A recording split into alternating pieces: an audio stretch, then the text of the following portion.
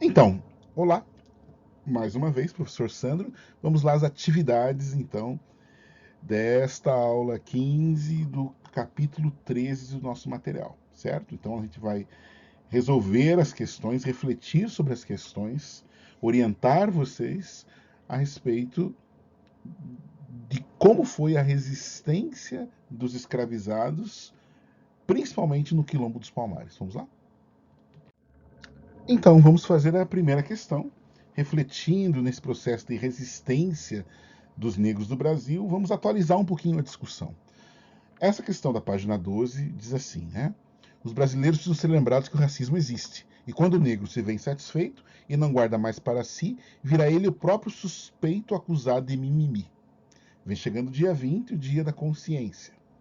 A gente vem falar rimando para ver se não magoa, mas se vocês ainda estão escutando é porque a gente não fala à toa.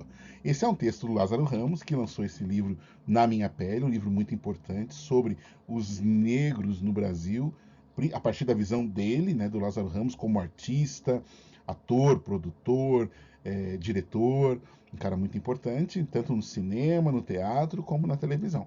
Então, ele fala disso a partir da experiência dele, e tem também lá essa imagem de um dia do Crespo, do Orgulho Crespo, que é sobre o cabelo crespo dos negros.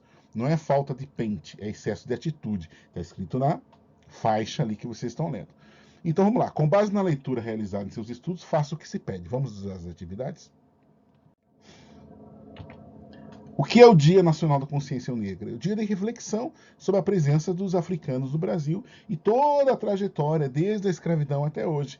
E por que que é no dia 20? Por conta do Zumbi dos Palmares. Isso aqui é a estátua dele, que fica lá em Salvador, certo? Então, por conta da morte do Zumbi dos Palmares, foi escolhido esse dia, né, para lembrar do zumbi e fazer uma reflexão, um dia da consciência dos negros no Brasil.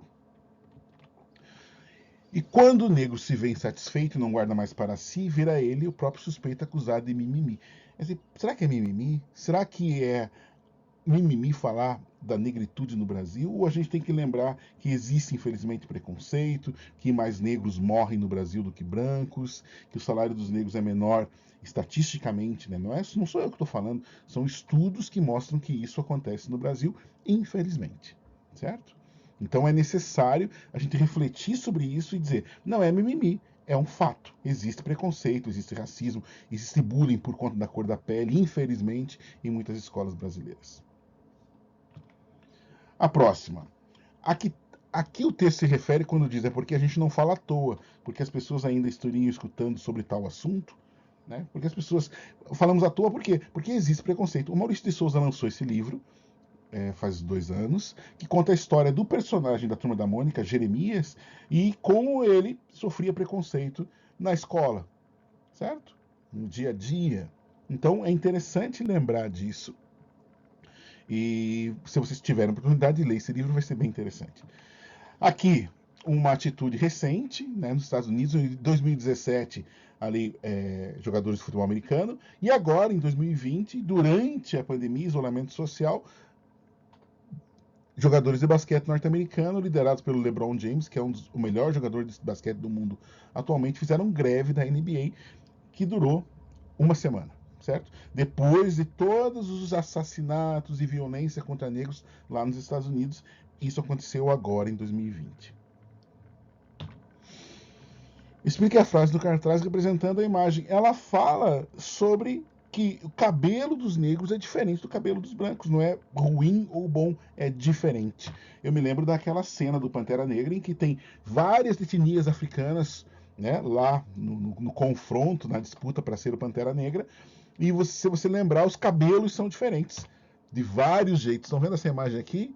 Tem uma pessoa careca, tem um cabelo arrumado de um jeito diferente, tem o cabelo mais Black Power, tem um cabelo cortado e tem o cabelo do Pantera Negra, que é mais baixinho. Tá? Pensar sobre o cabelo é algo muito importante para os negros, ok?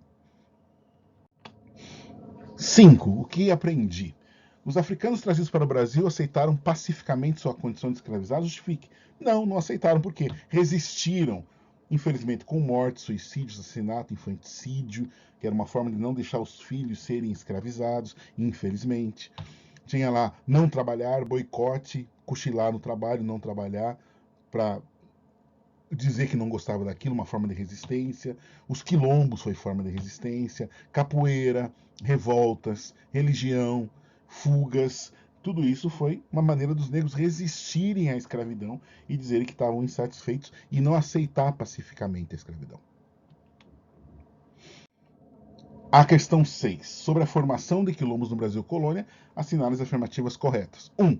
Os quilombos eram comunidades formadas por africanos e afro-brasileiros que fugiam da condição de escravizados? Sim. Elas não eram só formadas por africanos, mas eram principalmente formadas por africanos e afro-brasileiros e fugindo da escravidão, que aceitavam de vez em quando outras etnias, principalmente indígenas. 2. A coroa portuguesa permitia a existência de quilombos desde que ficasse distante das fazendas de cana-de-açúcar? Não, não permitia, tanto que muitos quilombos foram destruídos à força. 3. Para os escravizados, os quilombos representavam a possibilidade de praticar suas culturas e modos de vida longe da escravidão imposta pelos brancos? Sim. Então estão corretas a 1 e a 3, certo? Então a afirmativa B. Ok? Fiquem bem, espero que a aula tenha sido boa, entendido aí todo o processo de aquilombamento que aconteceu no Brasil, uma expressão usada atualmente. Entendeu o que é quilombo? Uma forma de resistência. Valeu? Então fiquem bem, até mais.